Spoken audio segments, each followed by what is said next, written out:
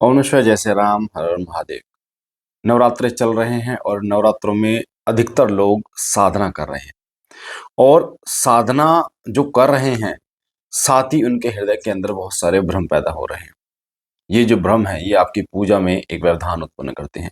एक ऐसा व्यवधान जो आपको भगवती की कृपा प्राप्त नहीं करने देता। आज एक ऐसे भ्रम के विषय में मैं बात करने जा रहा हूँ, ऐसे भ्रमों के बारे में बात करने जा रहा हूँ। 5 भ्रमों के बारे में बात करने जा रहा हूँ, जिन भ्रमों के कारण आपकी पूजा सही दिशा में नहीं जाती, आप पूजा नहीं कर पाते हैं और भगवती की कृपा आपको प्राप्त नहीं होती है। आप चल सही रहे हैं, उन भ्रमों के कारण आपको ये विश्वास ही नहीं हो पाता कि मैं अपनी मंजिल पर खड़ा हो चुका हूँ या मेरी मंजिल मुझे प्राप्त हो चुकी है। कौन से भ्रम है, ध्यान से सुनिए। 6 भ्रम हैं जिनके विषय में मैं बात कर रहा हूँ। सबसे पहला भ्रम है, मेरी पूजा स्वीकार हो रही है, मेरी साधना सही चल रही है, मेरा भोग स्वीकार हो रहा है, मेरी अरदास स्वीकार हो रही है, मुझ पर महादेव की कृपा है, मैं सही जप कर रहा हूँ।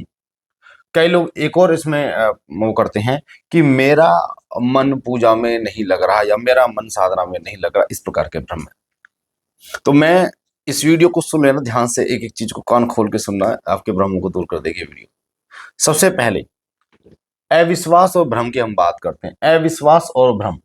सबसे पहला अविश्वास होता है कि मेरी पूजा स्वीकार हो रही है कि नहीं। अभी नवरात्रि चल रहे हैं और नवरात्रों में जो बच्चे जिन्होंने माँ की साधना जो कर रहे हैं, मेरे पास लगातार मैसेज आ रहे हैं, गुरुजी मेरी पूजा स्वीकार हो रही है, गुरुजी मेरी पूजा स्वीकार। आप मुझे एक बात बताइए बेटा, पूजा आप कर रहे हो, विधि विधान मैंने दिया, करोगे आप कि कैसे आपने दीपक जलाया, कैसे आपने भोग दिया, कैसे आपने जप किया, ये कौन कर रहा है? आप कर रहे हो। तो पूजा स्वीकार हो रही है या नहीं, जब आप तरीका आपको मिल गया और आप उस तरीके को फॉलो कर रहे हैं, तो पूजा स्वीकार ना हो ये तो मतलब ही नहीं। तो जो लोग इस भ्रम में पड़े रहते हैं कि मेरी पूजा स्वीकार हो रहे हैं नहीं, वो कभी भी भक्ति में आगे नहीं बढ़ सकते, नहीं बढ़ सकते, बिल्कुल नहीं बढ़ सकते। सबसे पहले आपको यही दिमाग में डालना कि जो मैं कर रहा हूँ वो सही है। जो मैं कर रहा हूँ अगर आपको ऐसा लगता है कि आपको विश्वास नहीं हो पा रहा, तो धाम में आओ, मैं प्रैक्टिकल करके दिखाता हूँ आपको। आप श्री सिद्धपीठ शक्ति धाम में आओ, मैं आपकी ऊर्जा को चेक करके दिखाता हूँ। मैं आपकी ऊर्जा को एक होता मैं चेक करूंगा, मैं आपसे करवाऊंगा खुद। यानी एक तो मैंने बोला कि आपकी पूजा स्वीकार हो रही है, एक आप खुद उस ऊर्जा का इस्तेमाल करके मैं आपको आपके सामने दिखाऊंगा। आपको विश्वास होगा कि आपकी पूजा स्वीकार हो रही है। यानी पूजा स्वीकार करने का मतलब है कि आप जो पूजा करें उसकी ऊर्जा बहुत तीव्रता से बढ़ रही है, और उसको प्रैक्टिकल नहीं करोगे तो समझ में नहीं आएगा। तो सबसे पहले विश्वास पैदा करना है कि आपकी पूजा स्वीकार हो रही है। दूसरा, मेरी साधना सही चल रही है। देखो ये जो प्रश्न है ना, फिर वहीं आ जाता है। अगर आप सही दिशा में पूजा कर रहे हो, सही विधि विधान से पूजा कर रहे हो, सही विधि विधान से साधना कर रहे हो, तो 100% वो स्वीकार होगी। अविश्वास का तो मतलब ही नहीं है। अगर आपको विश्वास नहीं है अपनी पूजा पे, या जिस गुरु ने आपको विधान दिया उस पर विश्वास नहीं, तो बेकार है, मत करो साधना। जब आप सही तरीके से कर रहे हो और हृदय के साथ कर रहे हो, तो नहीं होगा ही नहीं ऐसा कि स्वीकार ना हो। तो स्वीकार होगी ही होगी, साधना सही चलेगी ही चलेगी आपकी। और एक और बात मैं आपको बता देता हूँ, कई बच्चे कहते हैं गुरुजी हमें अनुभव पहले दिन से ही अनुभव नहीं हो रहे, या साधना में ही अनुभव। तो अनुभव ना होना इसका मतलब ये नहीं कि आपकी साधना स्वीकार नहीं हो रही या आप गलत दिशा में साधना कर रहे हैं। ऐसा नहीं होता। जो बच्चे पहली बार साधना कर रहे हैं उनके साथ अधिकतर ऐसा होता है, कोई अनुभव नहीं होता। तो इसका मतलब बिल्कुल भी ऐसा नहीं है कि आपकी साधना सही नहीं चल रही। जब विधि विधान से आप साधना कर रहे हो, आप पूर्ण निष्ठा के साथ साधना कर रहे हो, तो ये प्रश्न खत्म हो जाता है कि आपकी साधना स्वीकार नहीं हो रही है, या सफल नहीं हो रही है, या सही नहीं चल रही है।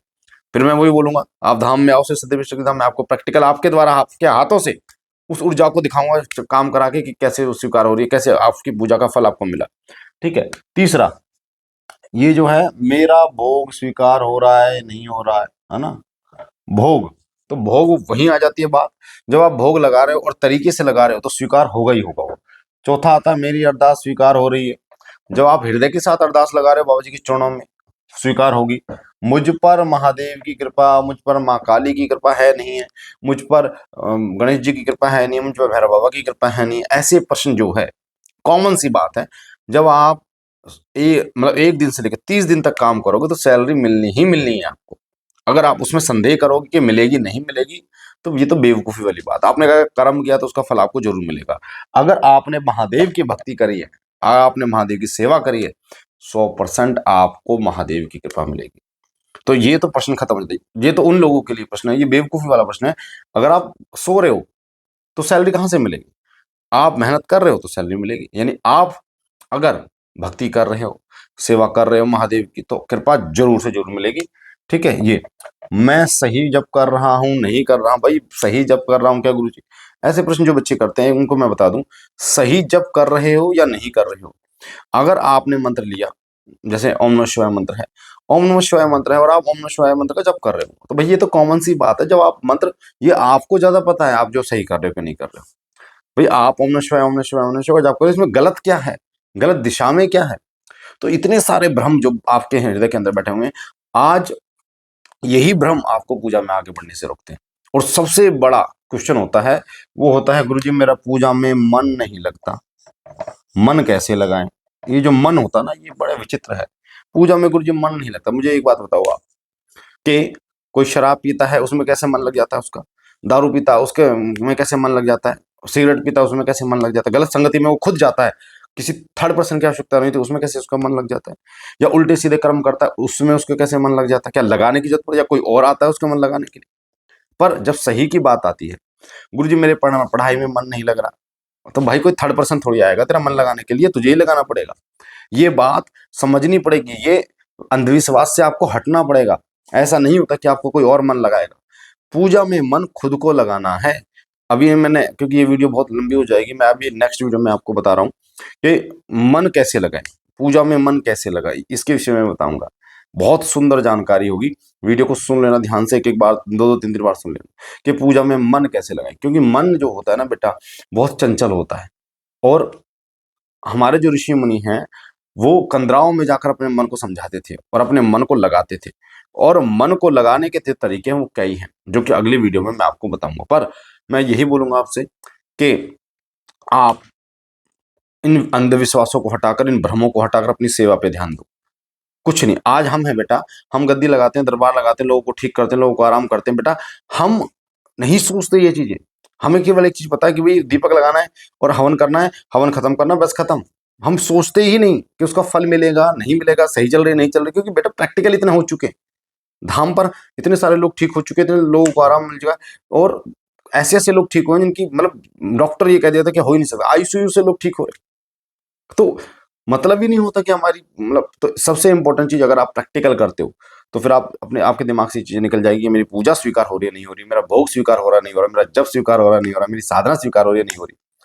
प्रैक्टिकल इंपॉर्टेंट है। अब डिपेंड करता है कि प्रैक्टिकल कैसे करें, है ना? तो वो भी मैं आपको बताऊंगा, नेक्स्ट वीडियो में बताऊंगा कि कैसे मन मन कैसे लगाए पूजा में, और किस तरीके से खुद पर विश्वास पैदा करें, प्रैक्टिकल कैसे करें ताकि आपको विश्वास हो। क्योंकि देखो प्रैक्टिकल आप करोगे तभी आपको विश्वास होगा बेटा कि हाँ, आपके जो पूजा है वो स्वीकार हो रही है। नहीं तो आप धाम में आओ, मैं आपको कराता हूँ। ठीक है। और नमः जय श्री राम हर महादेव। और 25 तारीख को हमारी ऑनलाइन मीटिंग है, बहुत ही गजब की जानकारी आपको प्राप्त होगी 25 मार्च को। तो ऑनलाइन मीटिंग है गूगल मीट पे, तो आप उसमें ज्वाइन हो सकते हैं बहुत आसानी से। 7 से लेकर 11 बजे तक होगी, जिसमें दरबार कैसे लगाएं, लोगों को ठीक कैसे करें, उतारा कैसे करें, शक्तिपात होगा, बहुत अच्छी जानकारी होंगी। तो उसमें नाम लिखवाने के लिए दरबार का नंबर है, मैं दरबार का नंबर लिख देता हूँ बेटा। नंबर है 9625656396। ये नंबर है बेटा। ठीक है। बाबा जी कृपा करें आपके और आपके परिवार पर। जय श्री राम।